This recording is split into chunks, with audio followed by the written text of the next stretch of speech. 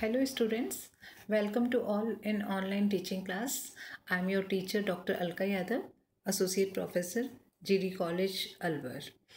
आज का हमारा टॉपिक है मधुमक्खी पालन या बी कीपिंग या एपीकल्चर। स्टूडेंट्स, आपने सेकेंड ईयर में मधुमक्खियों में सामाजिक संगठन नाम का एक टॉपिक पढ़ा होगा पेपर फर्स्ट में। और इस टॉपिक में आपको मैंने classification, habitat, type of caste, bee hive या मधुमक्खी के छत्ते के बारे में और इकोनॉमिक इम्पोर्टेंस ऑफ बीज, मधुमक्खियों का आर्थिक महत्व के बारे में भी पढ़ाया था। तो आज हम इस टॉपिक को और आगे डिटेल में पढ़ेंगे और मैंने इस टॉपिक के कुछ पॉइंट्स बनाए हैं जो कि आप स्क्रीन पर देख रहे होंगे। हम इन्हीं पॉइंट्स को वन बाय वन डिस्कस करेंगे। इन पॉइंट्स को मैंने दो पार्ट्स में डिवाइड कर लिया है। आज हम इस टॉपिक का पार्ट फर्स्ट लेंगे जिसमें इसका इंट्रोडक्शन, क्लासिफिकेशन, इंडियन स्पीशीज़ और मधुमक्खी पालन की विधियों के बारे में पढ़ेंगे हम।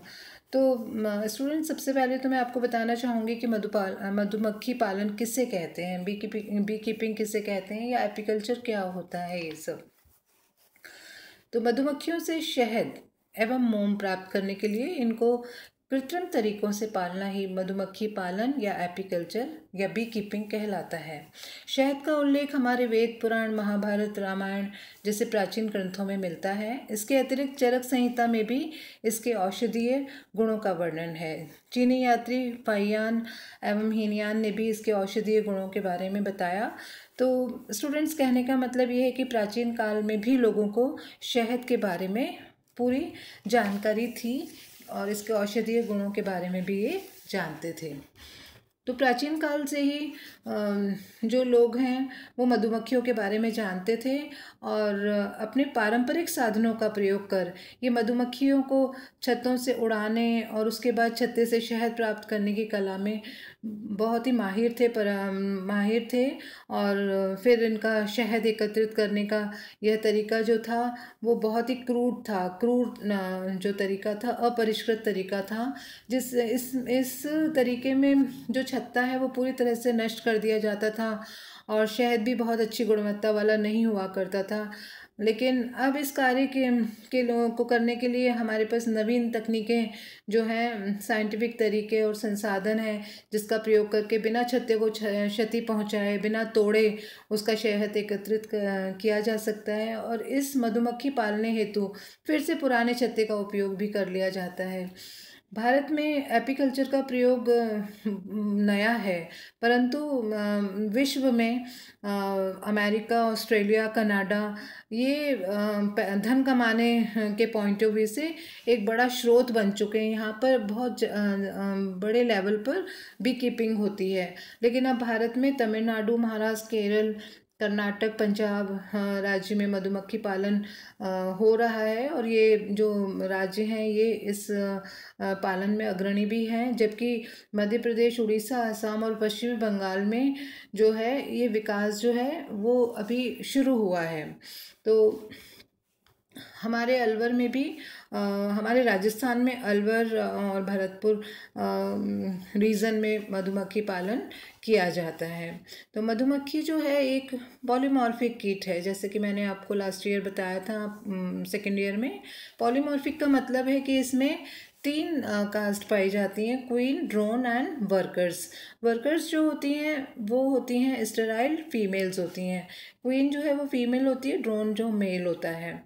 अब ये जो स्टेराइल फीमेल्स हैं ये नेक्टर, मकरंद और परागकण, पोलन ग्रेन्स अपने भोजन के रूप में प्राप्त करते हैं और ये खेतों और उद्यानों में फूलों पर मंडराते हुए इनको पोलन को प्राप्त करते हैं। और कृषि के लिए ये कीट बहुत ही महत्वपूर्ण है क्योंकि मधुमक्खी महत्वपूर्ण है। मधुमक्खियाँ सामाजिक जीवन का अच्छा उदाहरण प्रस्तुत करती हैं। ये सोशल इंसेक्ट्स हैं और ये हाइव बनाकर रहती हैं। इनके जो माउथ पार्ट्स हैं, मुखांग हैं, वो च्यूइंग एंड लैपिंग टाइप के होते हैं, कुतरने व चाटने प्रकार के होते हैं। और इसका हनी बी का वर्गीकरण जो है वो इस प्रकार से है। तो इसे फाइलम आर्थ्रोपोडा में रखा गया है क्योंकि इसमें आप चित्र में भी देख रहे हैं कि जॉइंटेड लेग्स हैं। क्लास इंसेक्टा है क्योंकि इसमें 3 जोड़ी पैर और पंख पाए जाते हैं। ऑर्डर जो है हाइमेनोप्टेरा है और जीनस एपिस और स्पीशीज इंडिका। तो हम एपिस इंडिका की बात करेंगे। तो भारत में मधुमक्खी की ये 4 प्रजातियां पाई जाती हैं जिनसे हम शहद प्राप्त करते हैं। पहली जो प्रजाति है वो है एपिस डॉर्सेटा, जिसे रॉक बी भी कहते हैं।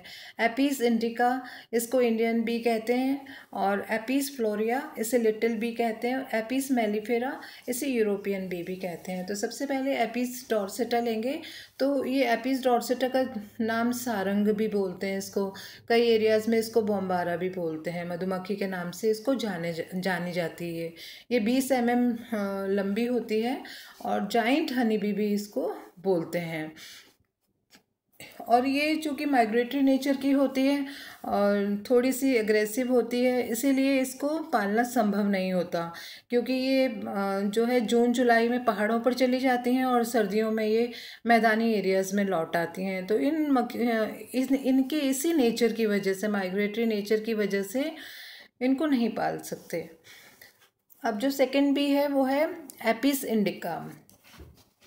एपिस इंडिका जो है ये पूरे भारत में पाई जाती है और इसको भारतीय मोना मक्खी भी कहते हैं, इंडियन मोना भी कहते हैं। और ये सारंग से छोटी होती है, ये 15 mm की होती है और इससे जो शहद है वो 3 से 4 किलोग्राम प्राप्त होता है। शांत स्वभाव की मक्खी है और ये आसानी से पाली जा सकती है। नेक्स्ट जो स्पीशीज़ है भारत में जो मधुमक्खी पालन के लिए पाली जाती है वो है एपिस फ्लोरिया।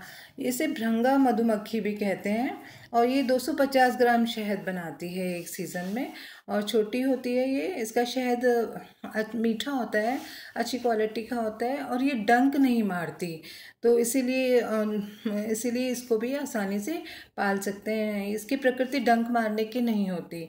तो ये नाम ध्यान रखिएगा आप स्टूडेंट्स, एपिस फ्लोरिया पूछा जाता है एग्ज़ाम में।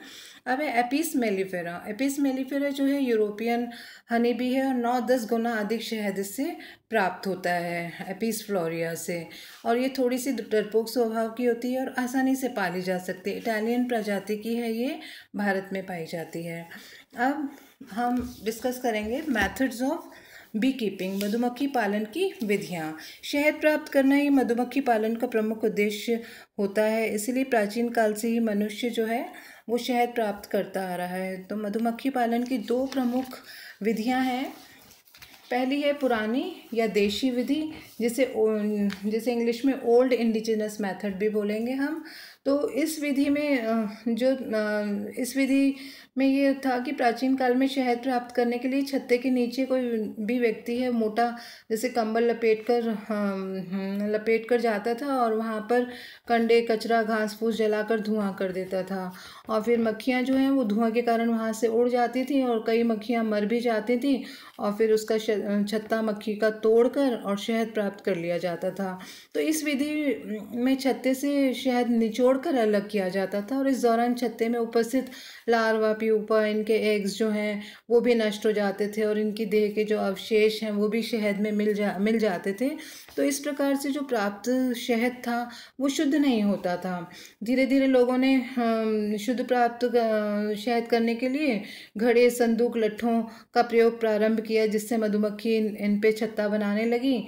किंतु यह आवश्यक नहीं होता था कि मधुमक्खी यहाँ छत्ता अवश्य ही बनाए। तो इस विधि को ही वैज्ञानिक विधि में रूपांतरित किया गया और कृत्रिम छत्तों का आविष्कार हुआ।